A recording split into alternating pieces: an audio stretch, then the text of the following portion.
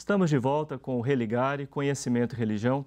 Está aqui comigo Maurílio Ribeiro, ele é mestre em Ciências da Religião pela PUC Minas. Nós estamos conversando sobre a temática da secularização, que muito se discute, inclusive, se isso afeta a credibilidade da religião nas nossas sociedades. Você citou, entre os seus estudos, um autor que é muito estudado para quem se dedica à secularização, o Peter Berger. Né? Como é que nós poderíamos, né, você poderia assim, nos apresentar as grandes teses do autor a respeito da secularização? Ok. O Berger, ele é uma incógnita. O primeiro pensamento dele, né, um primeiro Berger, foi que a secularização seria realmente uma perda de credibilidade da religião e que, com o desenvolvimento da modernidade, essa ação da modernidade sobre a sociedade faria com que a religião fosse perdendo a sua relevância até o ponto dela ser extinta. Então, nesse primeiro momento, ele seguia o pensamento do Max Weber, que foi a maior influência nele nesse período. Então, aí ele criou o grande best-seller da secularização. Quem quiser saber um pouco sobre a secularização tem que ler O Dossel Sagrado, de Peter Berger. Aí ele trata desses pontos todos, da realidade como uma ação construída pelo homem, mas também uma realidade que é transformada pelo homem. Então aí ele embute aí a religião. Se o homem cria a religião, ele não pode ser dominado, alienado por ela, porque foi ele que a criou. Então ele tem que ter um domínio. Esse domínio que o homem vai ter vai ser realmente essa desalienação da religião, que é a secularização para ele. Porém, o Berger também é um dos responsáveis pelo oposto, que é o processo de dessecularização, que inclusive... Alguns anos depois ele então Alguns anos depois, menos de 30 anos depois, ele afirma que nunca aconteceu secularização. Então ele realmente agitou a comunidade acadêmica. O que aconteceu nesse período, aí, nesse intervalo com Peter Berger para ele então repensar? Ele faz uma análise panorâmica do mundo. Ele vê o neopentecostalismo crescendo nos países latinos, ele vê o fundamentalismo islâmico crescendo, ele não se atém só ao crescimento geográfico e étnico do fundamentalismo islâmico. Ele percebe que há uma renovação do compromisso também com a religião, que é mais ou menos o mesmo que acontece com o neopentecostal. Então, baseado nessa leitura que ele faz do mundo, essa efervescência religiosa, que é um termo dele, ele fala, não, nunca aconteceu secularização e o mundo está mais religioso hoje do que nunca. Eu vejo os colegas da área, quando a gente coloca esse tema em algum debate, eles quase que vão nesse segundo Berger. Não, aqui não temos isso. Outros autores têm dito, como Daniel Hervé-Léger ou Charles Taylor, né, que são autores que nós utilizamos nos estudos da nossa área, que o que está se passando não é nenhum tipo de volta da religião em relação a esse processo de dessecularização que você trouxe aí com o Berger, como também não há uma secularização pura e dura que significa a perda de credibilidade da religião. Há um tipo sim, de transformação da religião. Que transformação é essa que nós poderíamos ainda seguir dizendo há, sim, um processo de secularização em curso? Eu cheguei a utilizar também a Daniel Hervé-Léger, mas um dos autores que mais fala... Desculpe interromper. Para quem não conhece, a professora Daniel Hervé-Léger é uma socióloga francesa. Ah, sim. Além dela, que coaduna com o pensamento dela, é um sociólogo americano, Rodney Stark. O Rodney Stark vai dizer que a secularização não significa uma extinção da religião, vai significar uma transformação da religião. E é mais ou menos o mesmo que a Danielle fala, porque diante de um processo de secularização, a religião se transforma. Ou seja, numa sociedade secularizada vão surgir novas manifestações religiosas. Inclusive a Danielle vai falar sobre as seitas, que estão crescendo na França, na Europa, em vários países. Isso já é um reordenamento da religião.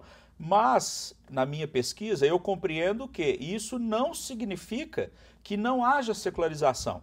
Porque o pluralismo religioso, a diversidade de movimentos religiosos, já é possível por causa da secularização.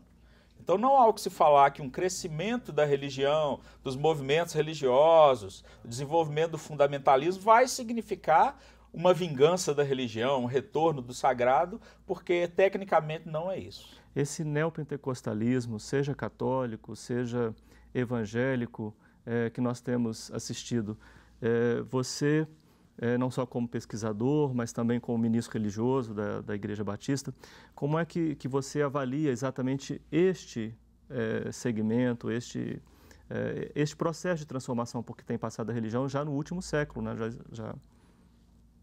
Sim, o neopentecostalismo ele trouxe para as pessoas aquilo que as pessoas queriam ouvir.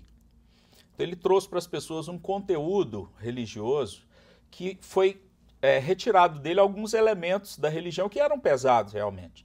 O ascetismo era muito pesado, alguns dogmas eram muito pesados. Então, se é uma característica da modernidade essas metanarrativas caírem, inclusive as religiosas, seriam os grandes discursos, né? O marxismo, todos os âmbitos da sociedade, todos os grandes discursos estão sofrendo a mesma coisa. O neopentecostalismo traz uma proposta que é descartada dessas metanarrativas.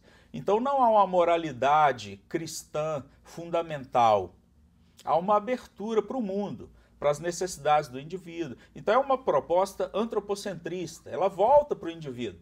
E é exatamente essa autoajuda com uma roupagem religiosa que está atraindo as multidões, que é uma proposta religiosa secularizada. Ela é esvaziada de conteúdo realmente dogmático, de conteúdo doutrinário que vem das raízes do cristianismo. Não sem motivo a gente vê o crescimento, por outro lado, né, é bastante contraditório, é um fenômeno bastante caleidoscópico, né? Para lembrar o sentido, né, enfim, criar aqui uma metáfora sobre esse fenômeno. Porque é nesse âmbito que tem crescido, ao contrário, movimentos conservadores, né, politicamente, moralmente. Como é que a gente entende esse duplo movimento, né? Alivia a metanarrativa, os grandes relatos, os discursos pesados no âmbito da moral, mas ao mesmo tempo vai se apegando a posturas ditas conservadoras. Para responder essa pergunta, eu tenho que fazer uma síntese entre o primeiro Berger e o segundo Berger, que é o Berger da dessecularização. No seu artigo sobre dessecularização, o Berger vai dizer que é característica da secularização ela não se manifestar da mesma forma em todos os ambientes. Então, por exemplo, nos Estados Unidos está tendo um crescimento do movimento evangelical. É um movimento de retorno a um discurso mais duro, a um discurso mais fechado realmente no dogma, na tradição. Já no Brasil, não. Os movimentos neopentecostais estão aí para mostrar como no Brasil as igrejas históricas, no nosso caso protestante, elas têm diminuído. Os Estados Unidos têm aumentado. No mundo o Islã, o fundamentalismo tem crescido. Então eu concordo com o Berger, a secularização vai se manifestar de modos distintos conforme o seu contexto social, econômico, conforme as relações de gênero. O homem é mais secularizado que a mulher, então ela tem todos esses pormenores. Sim. Você fez um trabalho que levantou o que se estudou sobre secularização no Brasil, né? Que grupo você investigou? Como é que você escolheu, né, os trabalhos que você analisou? Bem, já havia em andamento na PUC um projeto de pesquisa que englobava toda a produção acadêmica nos programas de pós-graduação em ciência da religião no Brasil, desde o período de 1978 até 2012. Então, eu procurei dentro desse projeto as teses e dissertações que falassem a respeito da secularização. O critério que foi definido é que o termo secularização deveria estar nas palavras-chave das pesquisas. Então, eu consegui levantar 9 pesquisas a respeito da secularização. Essas pesquisas estão bem situadas, 5 em São Paulo, 4 em Minas. Então, são pesquisas realmente café com leite. Então, eu levantei, através dos dados da pesquisa, que a discussão sobre a secularização está muito centrada aqui no Sudeste. Como ela está muito centrada no Sudeste, eu alcei alguns autores brasileiros. Se o tema é secularização brasileira, eu procurei, por exemplo, Ricardo Mariano, Faustino Teixeira, Cecília Loreto Maris, que são sociólogos brasileiros. Sim. Então, através do pensamento desses sociólogos e através da análise das teses e dissertações, eu procurei levantar se eu posso falar sobre uma secularização à brasileira. E o que Há no seria Brasil secularização. A brasileira, né? Então, É, o que a seria brasileira. uma secularização brasileira? Pois é. Se eu for pegar o termo cunhado pelo Berger, eu vou dizer que seria uma retroação da religião. Mas no contexto brasileiro é muito difícil falar sobre isso. O Berger vai dizer o seguinte, aliás, o Reginaldo Prandi, um sociólogo brasileiro, vai dizer o seguinte, que a modernidade na Europa aconteceu de uma forma, no Brasil de outra. Alguns sociólogos vão dizer que a Igreja católica tinha um domínio, uma cristandade sobre a Europa que ela não teve no Brasil. Ou seja, se os elementos fundantes da religião no Brasil são distintos do da Europa, teria que ter aqui no Brasil uma secularização distinta dessa da Europa. Então foi isso que eu tentei levantar. Só que eu percebi que a miscigenação do povo brasileiro, aliás, eu percebi não, são os dados da pesquisa, a mistura do europeu, do índio e do africano produziu um ser, né, um ser brasileiro, como diz o da Mata, que ele é profundamente religioso. Mas ele é profundamente religioso sem ser também profundamente religioso. Então eu percebi que na sociogênese do brasileiro, ele já é secularizado na sua formação. O exemplo disso, e que a Sandra Duarte, uma socióloga brasileira, vai dar, é sobre os feriados religiosos. Ela diz que nos feriados religiosos o brasileiro não junta todo mundo e vai para a procissão.